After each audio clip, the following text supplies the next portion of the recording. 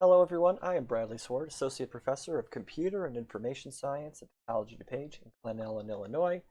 This video today is basically going to do example problems for Activity 3, signed binary decimal and hexadecimal representation, transformation, so forth, so on. So there are 10 problems for us to solve, and yours might be a little different than mine. I just took one confirmation, one configuration here, and I'm going to go through it. So let's just start with problem 1. What is the signed 16-bit binary representation of this hexadecimal integer? So I'm going from binary to hex. It is just a translation. It's the same whether it is signed or unsigned. It has no influence whatsoever on what's going on. So it's just even from binary to hex and hex to binary, doesn't matter if it's signed or unsigned. All it is just going through and just converting the 2, which is in hex, and converting the 2 in hex into binary, and just remembering the front load the zeros. I don't have that in this location, in this situation here. Spread this out, so just so there you go. And then A is 10, so 1 0 1 0, and then 0 obviously is 0 0 0 0. And then E is 14, which is 1 1 1 0. And that's it. That's all there is to that. It's just converting back and forth because it's just a 1 to 4 or a 4 to 1 translation when it comes to translating between binary and hexadecimal integers. There we go. Now the chart is a little easier to read over here. And now question 2 is just, like I was just showing, is the reverse of this. Take this binary number and convert it into hex. Before we took the hex and converted it into binary. So you're just looking for 0 1 1 1, which is a 7. You're looking for 1 1 0 0, which happens to be 12, which is a 6. You are looking at 1 1 0 0, which just happens to be the same character. And then you're looking at 0 0 1 1, which just happens to be a 3. So that's all there is to it. Again, it's basically just a way of condensing down, at least when it comes to the description, because it's going to be everything in computer speak is going to be in binary. All the decimal, all the hexadecimal that comes out of all of this is just for our convenience beings. So I like seeing 7cc3. I can at least kind of deduce what the heck is going on, as opposed to 0 1 1 1 1 1 0 0 1 1 0 0 0 0 1 1. That is completely incomprehensible to me, and probably almost everybody. No. Okay, for question 3, you have to watch out for this. And it goes, okay, a 25-bit number. What is the smallest and largest values that can be obtained from this in an unsigned integer?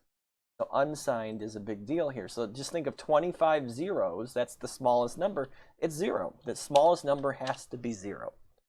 Because there's no negative values when it comes to unsigned math. It's all 0, positive values. So the smallest number that can come out of that is a 0.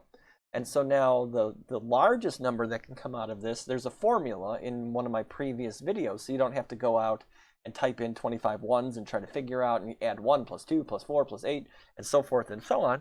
You just have to go take 2 to the 25th power, because that would be, whatever. Oops, whatever. See if I can get this to show. That's a large number. What is that? 30? Is that 3 million or 30 million? 33,554,431. But that is, the answer is that minus 1. So the answer to this would be 33,554,431. And it's one of those, if you don't believe it, you could just go into your digital binary calculator and just calculate it out, and you will get that. Okay, for number 4, now things are a little bit changed. What are the smallest and largest decimal values for a 33-bit signed value? So you could kind of think of it as if you created the unsigned 33 bits and then shifted everything halfway over. I don't want to start talking nonsense, but basically, if this was unsigned, it would be from 0 to 2 to the 33rd power minus 1. But that signed bit basically cuts off half of the ability, half the numbers have to be negative and half the numbers have to be positive. So if you kind of like cut the thing in the middle and shift everything over to the origin point, you have yourself a deal. And what am I trying to, all this blabbing and blobbing, what am I trying to say here? The answer to this is negative 2 to the 32nd power minus 1. So that's that would be, oh, I'm sorry, not -1, not for this, it's just negative this. So that is your answer for the smallest signed 33-bit integer. It is 2 to the negative, parentheses, 2 to the n-1 power. And so that's a hugely negative number, negative 4.29 billion. And so now the opposite, to go off to the positive side, it's basically the same calculation, but the -1 does apply. Because it's positive, and it's 2 to the n-1 power, which is 32 power, minus 1, oops, equals. And there you go. And you're like, why are the numbers slightly different? Because 0 is actually part of this as well. And so 0 falls in on the positive side. So there are, negative 4.29 billion ending with a 6 over here. And if I add the 1 to it, I do end up with the same number of positive and negative numbers. But 0 is that crazy little case because there is no positive 0 and negative 0. There's only 0. Every other number has a positive and a negative, so everything works out like it's expected to be. So just those are the formulas. And again, fall back on, there's a previous video that's like 5 or 10 minutes long that explains how this stuff works out. How do I get the smallest and largest decimal values for any number of bits? Problem 5 now looks at hexadecimal subtraction. So I have everything. I found the answer. I just want to make sure when I describe it, I'm doing things correctly because I don't want to have to redo a 6-minute video because of one stupid mistakes happen. And so you can kind of test yourself as you go. So it's just the same as any other subtraction, but we're doing base 16 now instead of base 10. So things get a little trickier because we're fighting all these years of the base 10 arithmetic to get the job done. So C is a 12. 12 minus 7 is a 5. Now we have ourselves a deal here. And now B is 11. C is 12. So 11 minus 12, that's negative 1. That's not in here. So we have to work things out. And so we have to convert this 1 into a 0. We have to borrow, right? We have to do the borrow and carry kind of thing. So we subtract 1 out of here, and we bring it over to here. And now this is all in hex. So 1B is 16 plus 11 is 27. C is 12. 27 minus 12 is 15, which is an F. I know, I feel like I'm the Willy Wonka in the Chocolate Factory 1971 with the teacher trying to explain percentages to the kids, and the kids are just flipping out, not understanding it. Do you understand that? It's hard because this is 16 plus 11, 27 minus 12. And so another easy way, if you see B minus C, negative 1, well, you just keep on going. You just kind of reverse yourself around. B minus C is negative 1. Well, if I kept on going negative, it would come back around to an F. If that works for you, then that works for you too. Okay, so the same thing applies here. So now we're moving on. 0 minus 9 is negative. I can't work with it. So an E, if I subtract 1 from E, I get D to do the borrow. And then I do the carry to bring this over. And you would scream out 1. And I'd be like, no, you can't go that way because this is 16 minus 9, which is 7. I was just discussing this again. So you got to watch out. So 10 minus 9. 10 minus 9 is 7. In base 16 math. Okay, so D minus 0, that one turns out easy. A minus E, same deal, because this number's larger, so we got to do the carry, bring this guy over, make this 1A. And so now this is 26 minus 14, which is 12, which is a C. Same thing goes here. 7 minus 8, got to do the borrow and carry. So 17 in hex minus 8 in hex. This is 23 minus 8, which is 15. That's how you get an F. Oh, I thought I centered everything. Okay. And so now E minus A, 14 minus 10 is 4. 5 minus 3 is 2. And there you go. You have your answer. And it just took a little jiggery pokery to make this thing work. But that's how you would solve any hexadecimal subtraction problem. Okay, problem 6, binary subtraction.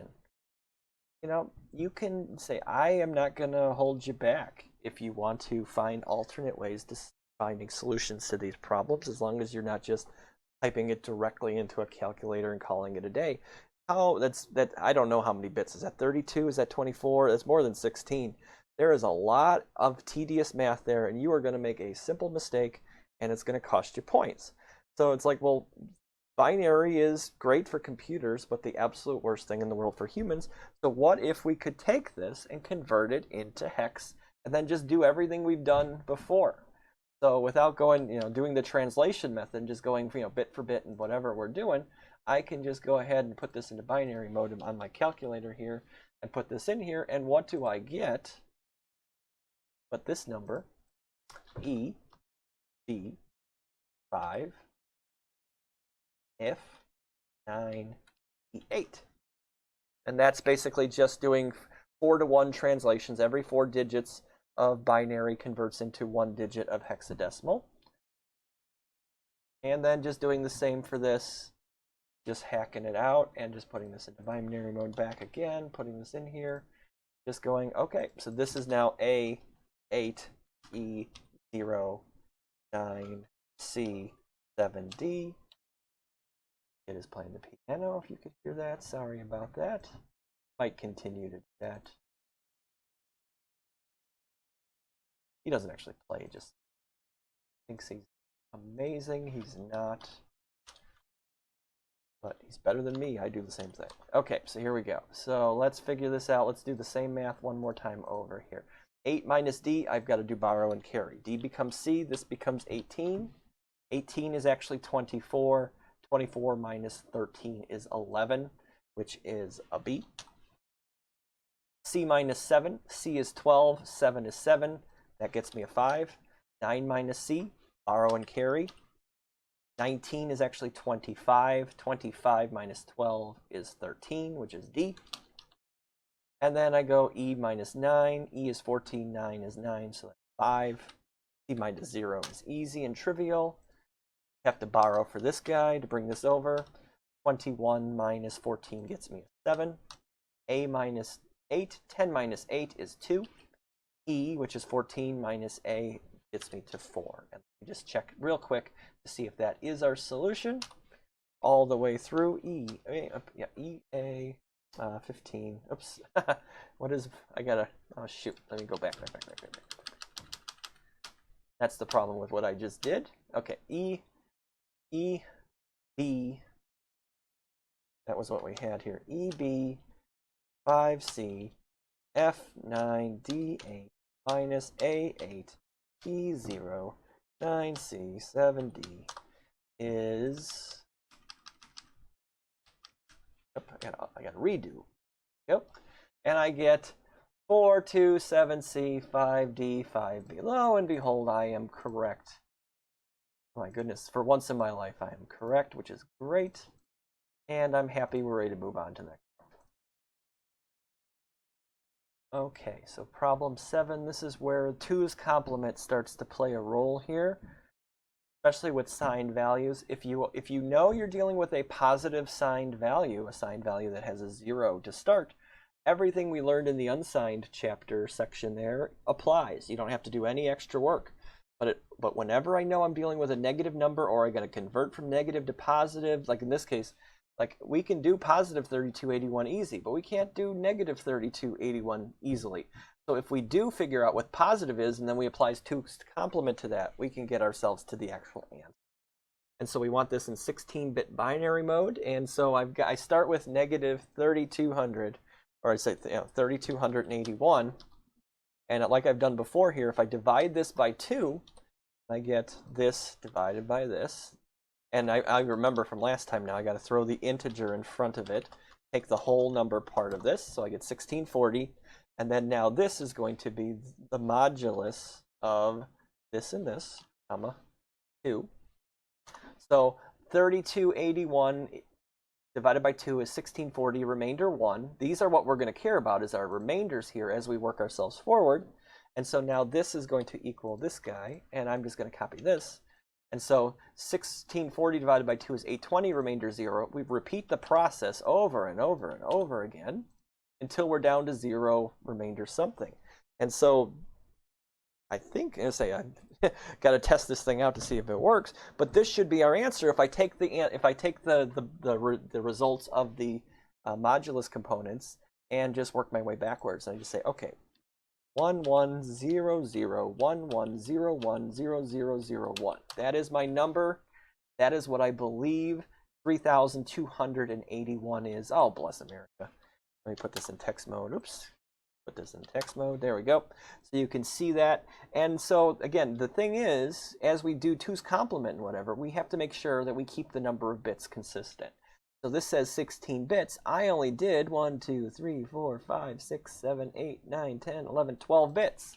So I need to front pad 4 zeros on this thing so that this is a 16-bit integer that represents positive 3,281.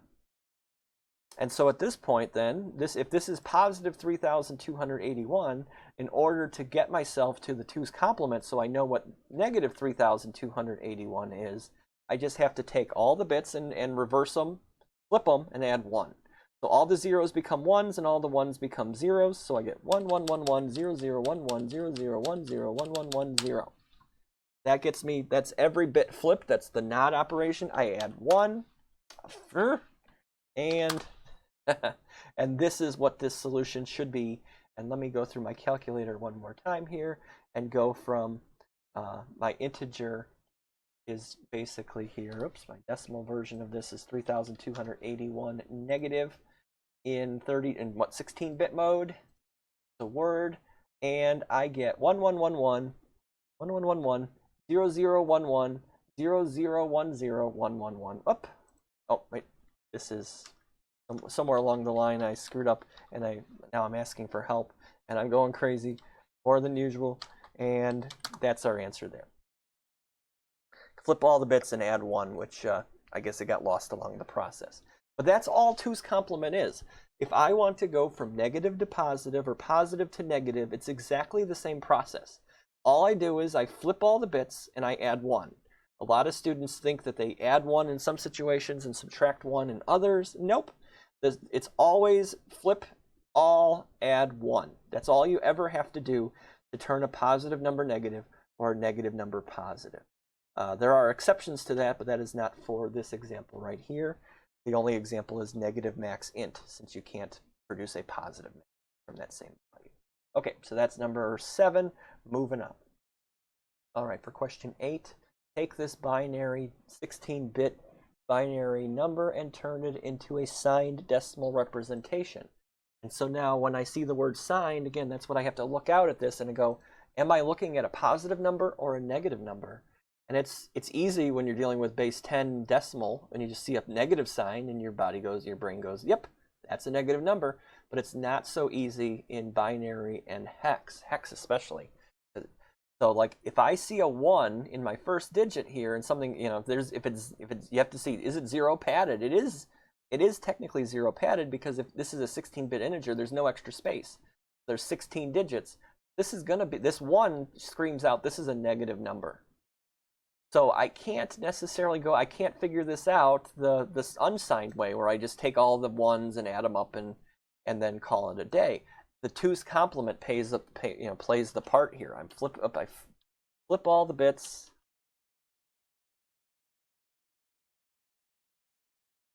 It's difficult because you can't see the stupid number as you're doing it. So, oops. All right, flip this out, put it to 24. Centered. Okay, so I flipped all the bits. I think I did. Let me. Okay, and then I add 1 to this thing, which means this is just 1 0 0 0 0. So that is, and like if I added these two numbers together, I should get 0 out of the deal, right? Because it's 0 0 0 0 0, and then carry carry carry carry carry carry carry carry carry carry carry carry. We don't care about the carry. Yes. So I've done. I don't know what the number is, but I know I've done the math right, and I know whatever this comes out to, and then just slap a negative on it, that's what the number I'm representing. So now the next process is, okay, if this is the 1s, and this is the 2s, and this is the 4s, and the 8s, and the 16s, and the 32s, and so forth and so on. Let me just, I don't make any mistakes along the way here. There is everything that I've got here that I need. And I just go, okay, it's going to be this guy, 8,192, plus, wherever I see a 1, this, plus this, plus this, plus this. and it's going to be negative 8,000. Negative 8,642. Let me make sure again before I move on. Calculate. I am in word mode. Putting this binary. And it comes out as negative 8,624. So I did the math right. So you have to take the binary, flip all the bits, add 1 to get the 2's complement, convert that into an integer, slap a negative on it, call it a day. All right, moving on to question 9. What is negative 10,101, since it is a decimal, not a binary? What is this decimal number in hex? And so we can work it out. We know, if we know what positive is, we can do the 2's complement on it, and then we can figure out from there what to do. So let's do this. It's the same method. This is the divide by 16 method instead of the divide by 2 method.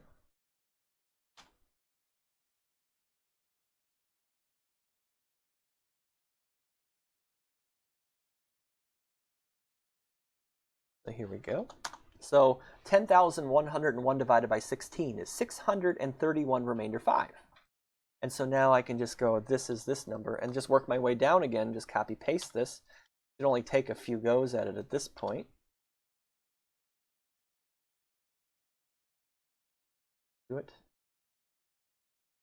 Okay. And so now if I did everything right, what positive 10,101 will be 2775 in base 10 in hex. And again, the calculator, since we're working on a computer here, have access to this. Let me put the hex mode in and say 2775 gets me to 10,101 positive. And so good. I have, I've done this step correctly. I have the hex for positive 10,101, and now I've got to flip everything and basically add 1. So if you want to convert this into binary and then do the 2's complement and flip it back, and then you have your answer, that's your business. But another way you can do this is to do this. I like, this is the method I like. I can just do 2775, 775. And what I can do here is, this is just hex subtraction. And whatever I get, I still need to do the +1. Oops, excuse me. And so what I can do here is I can do FFFF minus all this, add 1 to the deal, and then I can get my answer out of it. So and what's nice about this, because you're starting with FFFF, you're not going to do any carry borrows. So it's just straight up, these are all 15 minuses. And so 15 minus 5 is 10, which is A. 15 minus 7 is 8. 15 minus 7 is 8. 15 minus 2 is D, which is 13. And then I add the 1. And this is what the number will be in hexadecimal. Let me try that out one more time with my calculator. And I can just go in decimal 10,101 and negate it. We'll bring it down to word size. And I get D88B. And so the next problem plays into this as well, I believe, when I go from decimal to hex. Like the first 8 digits here, all the binaries, you can see from 0 to 7, they're missing a digit. They're missing at least 1 digit. Some of them are missing more than 1 digit because they're missing the front-loaded zeros. And whenever I see a 0 as the first digit, I scream out, oh, that is a positive signed value. And so I don't have to do any funky math with this. I don't have to do the 2's complement. But for these, anything 8 or above, as we go to question 10 here, like we see this 9 here screams out, this is a negative number because it's an 8 or above, because it's a 1001. And so when we started here, 2775, I know it's a positive number because that first leading digit is something that is 0 to 7. And then when I did this right, I go, okay, if I flip this, I better get something that's 8 or above, because this is positive and this is going to be negative. And so there you go with this. And I know I've done things right if from a hex mode standpoint, if I take this number, the positive value, and I add this one, the negative, and I end up with 0, then I know I've done everything right. So let's take a look at number 10. Let's just nail it out. And then we're done with this example problem here. So 9A01. And so I know this is negative something. but what is it? And so again, I can do the 2's complement on hex by doing the, start with FFFF, subtract off, and add 1 method. It's just less tedious. It's a little more it's complicated because you're doing hex subtraction, but it's much less tedious than converting to binary, then doing the 2's complement on binary, and then translating it back to hex. You're gonna make a mistake. And so I mean, there's just too much to go off of. So f minus 1 is E, f minus 0 is F, f minus A, 15 minus 10 is 5, 15 minus 9 is 6. Add 1 to this thing. So 65FF is what this is as a positive hexadecimal number. Let me just, it's one of those, let me make sure of this. So let's go. If I go hex, if I put that in here, 9A01, it comes out as, oops, I got more time here. 9A01, it comes out as 39,000, 39,000. The flip of them, sorry, let me do the flip of this. 6555FF. It comes out as 26,111, and let's see if I get that. Let's see if I've done this right and figured everything out here. So how do I convert from hex to decimal?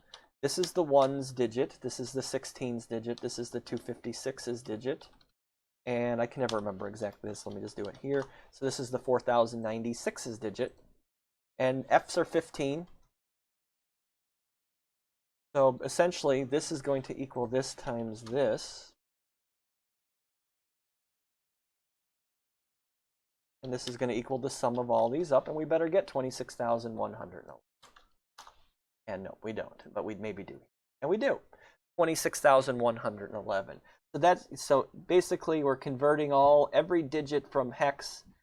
We're multiplying by its factor of 16 to convert it into base 10. And what is this number but 24,576?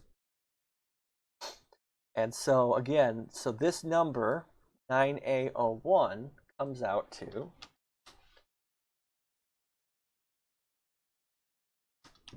negative 26,111. This was, this is that thing here. This guy here comes out to positive 26,111. It's weird, right? So this guy versus this guy, right? And if I added the two together, I better get 0.